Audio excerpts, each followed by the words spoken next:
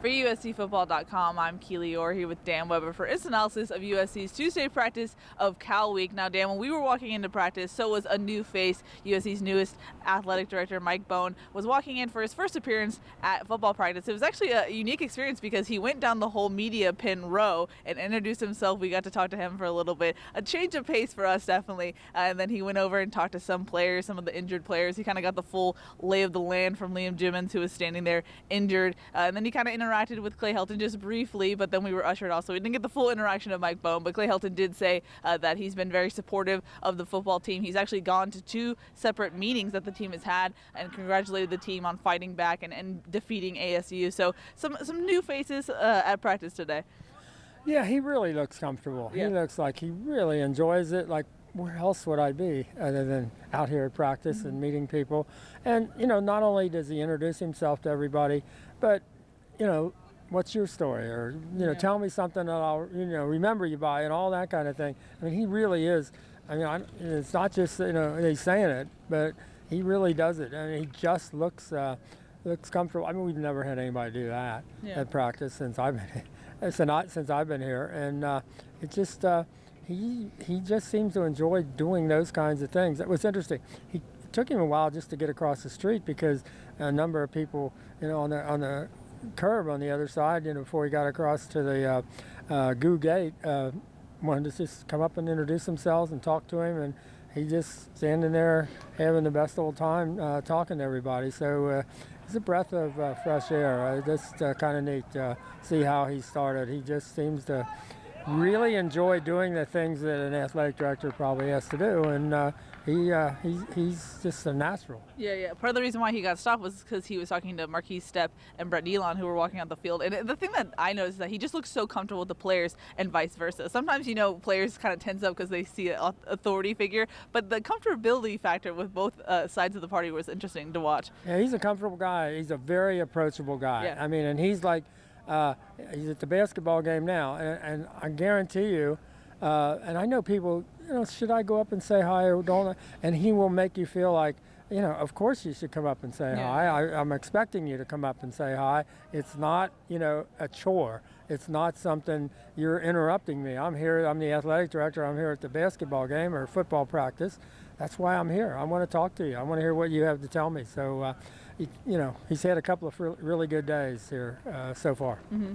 As far as injuries go, USC did get some bodies back. It looked like some of the injuries that happened against ASU were slightly minor. Caleb Tremblay and Eric Cromanhook were back practicing. So was Tyler Vaughns, but Clay Helton said that it's kind of like Michael Pittman with his ankle tweak last week. They're going to see how he feels. We actually saw him leave practice early and go to do some rehabbing. So it looks like he can't even make it through a full practice right now. So that's TBD. But we did see Vavae Malepeai and Stephen Carr practice as well. Both of those guys back in full pads for the first time in a long while, besides the ASU warm-up, which Vavae Malepeai corrected that it was actually a rehab session for both of them. They said that they didn't want both of them to come out in full pads the first time today on Tuesday. So it was actually in the plans, but they weren't actually going to be able to play, which we all kind of would have assumed. But Vavae was actually interesting when he talked about the learning lesson this season has been for him about knowing his body, knowing how to push the limits and when not to. He said that I asked him, when's the healthiest you've been this season? And he said probably day 1 of fall camp. He said that he kept pushing through his knee injury and didn't even alert the trainers until the BYU game. And he said he kind of said you don't really know the half of it. His knee would swell. They would have to drain it and do all those types of things. So finally got to a point where they just couldn't let him continue further. But if USC gets Vavae Malepeai and Stephen Carr back, we don't know how much. That still opens up the playbook much more against this tough Cal secondary. Yeah, as Graham Harrell said, it just allows you to run the ball more. He said you can't have Keenan Christon getting hit 40 times. As Mike Jinks said today, once he got to 15 or 16 touches, they pretty much had to take him out for 2 or 3 series and get water in him and just get him a breather. That's when they had Amon-Ra with a couple of carries, and they just had to. And I think Quincy Jonty got in there, and then they were able to give him that breather and get him back in there. But this way, they can do a lot more things with Keenan, I think, if you've got the other 2 guys sharing some of the load. And they're just starting to find out what they can do with Keenan. I mean, I don't think they knew he could catch the ball the way he's catching it. Catch it for 2 touchdowns. to make the moves he made with the ball after he caught it. I know they originally talked about getting him the ball in space, but he's now making his own space. I mean, he's creating space for himself, and that was really impressive. And I think he's excited now. Keenan said he doesn't have to answer the question anymore, are you going to redshirt or not? Now it's decided he's not, and he's pretty happy about it. And Clay Helton said that whenever you go up against a Justin Wilcox defense, it's always a well-coached defense, which is funny just in the fact that it's true. It's a true statement, but then he also coached at USC, and some USC fans will debate that fact. But given the fact that USC could have a viable running threat this game when you add in limited touches from Vi and Carr, how much does that then put pressure on Cal's defense to respect the run, rather than when you know you're just going against Keenan, you can kind of drop more guys back? Yeah, I mean, now I think the pressure a little bit is on the USC's offensive line. Yeah. I think they've got to be consistent, and they've really got to get a hat on somebody, and they've got to be able to play after play after play. You can't afford, you can have two good plays and a bad play if you're going to run the ball, and you're third and long or whatever. You don't make it. You can't be 2nd and 11, for example, and break down on that first play. So especially when you get the lead, you got to be able to pound the ball a little bit. And I think that's what they're going to have to be able to do. This week, this is a team that gets a start usually, gets that lead usually, and then has to figure out how do we handle this. And one of the ways you do is by being able to consistently run the football, and that hasn't always happened. Clay Helton said that Brett Nealon's calf strain will keep him out for a couple of weeks, so that means that Justin Dedich will be the starting center. Interestingly enough, we did see Jalen McKenzie getting some reps at center. He will now be the backup. He did have experience in high school at that center position, so an interesting tweak there. But we did talk to Justin Dedich today, and he said, I asked him, what went through your mind when you see your starting center and your starting quarterback on the ground? And he said, actually, I was just thinking, give me a ball in my hand. He wanted to warm up, because that's a tough thing to do as a center, getting that chemistry down in the middle of a game. And you got to follow up with who got the ball first, Matt, Fink or you, and what did he say? Well, I guess they were standing next to one another, and they basically saw it at the exact same time, so they both grabbed for the ball at the exact same time. Again, how often does that happen? You got both guys on the ground, and you got the two guys that are going to take their place kind of standing right next to one another, so they don't have to track one of them down. I do think it was interesting. Keaton Slovis said he was on the ground, and both of his calves had cramped up. So here he's on the ground, and then he could see Brett, and he knows Brett's hurt a lot worse than he is. So they come running out, and of course he run to the quarterback, and he said, no, take care of him. I said, I'm going to be okay. Although he said he got some guys kind of asking him about things like, you're from Arizona and you're cramping up? I mean, what's the deal here? He said that was a little bit embarrassing. He said, yeah, I am from Arizona, and here I was cramping up. And the interesting thing about Keaton Slovis and Justin Dedich is that they were actually paired together as the backups before JT Daniels got hurt. So Justin Dedich said it will be nice to be reunited again with Keaton Slovis. But Dedich also said that having a week of practice, having that time to get chemistry with the starting offensive lineman will be key, just because it was so hard to get chemistry on the road in a loud environment in the middle of a game. But you got to talk to Tim Drevno about that transition and how that will go.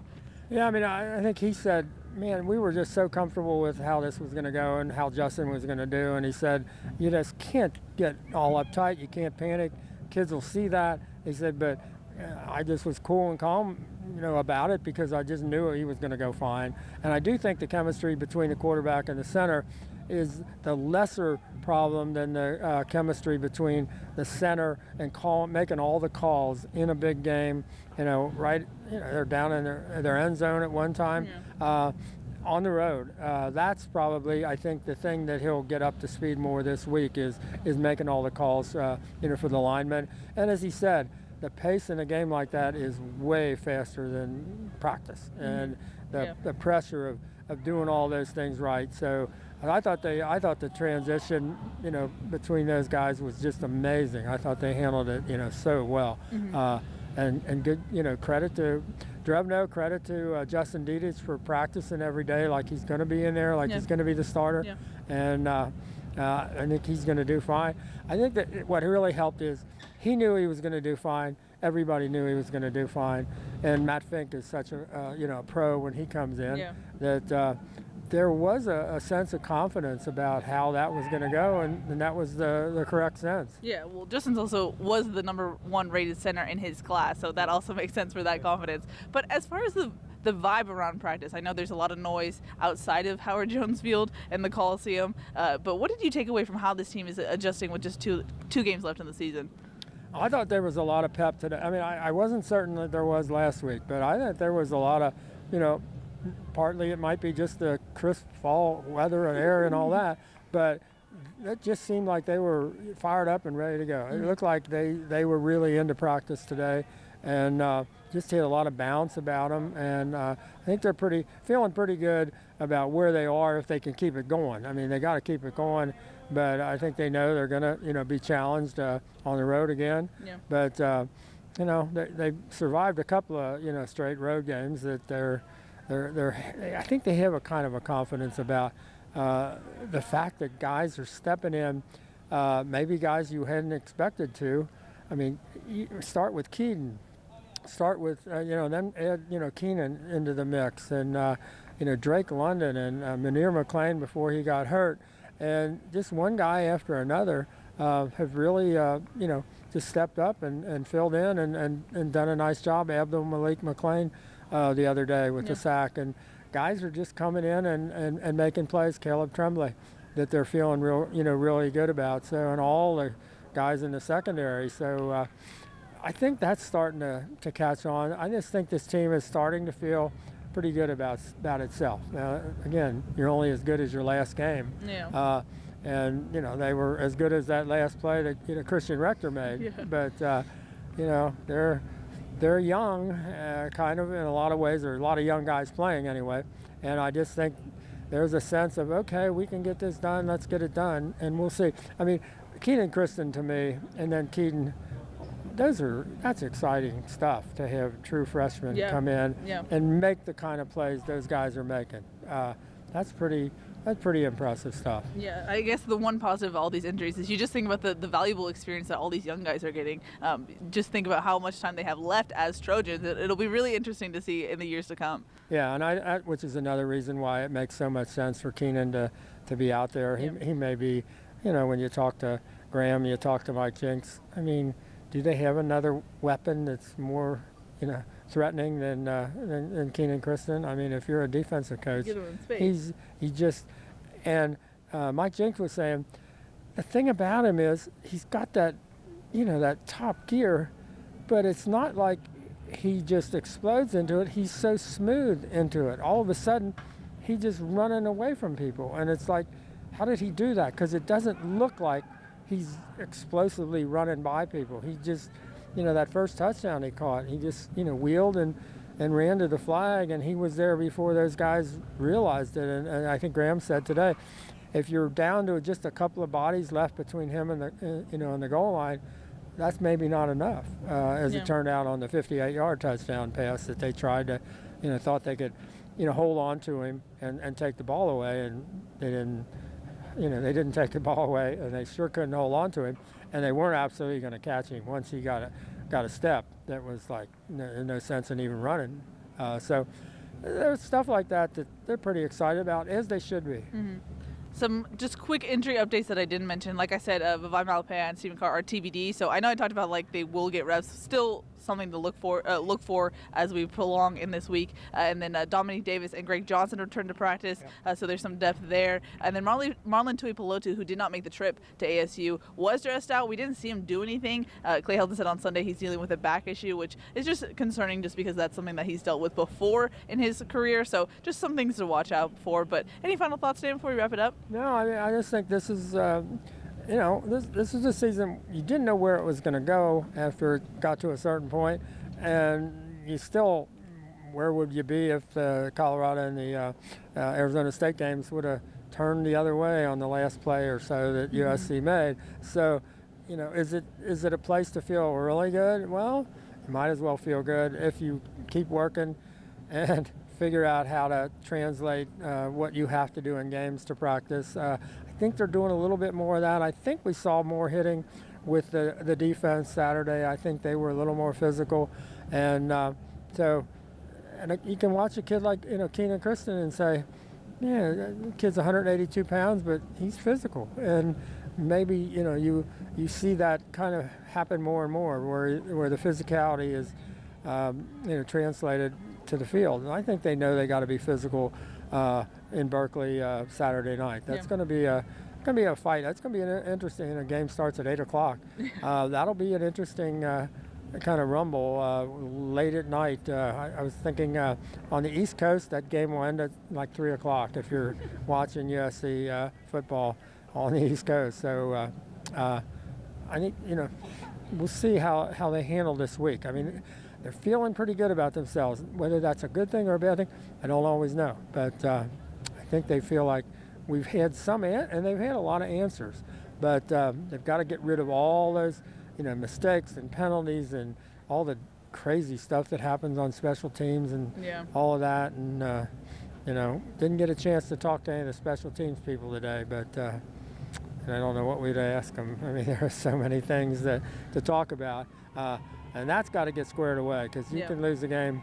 You can do everything right, on offense and still lose the game on special teams. Yep. So they've got to figure that out. And that hasn't been going well. Alrighty, that's going to wrap it up for USC's Tuesday practice of Cal Week. For Dan Weber, I'm Keely Eure. For more, check out uscfootball.com.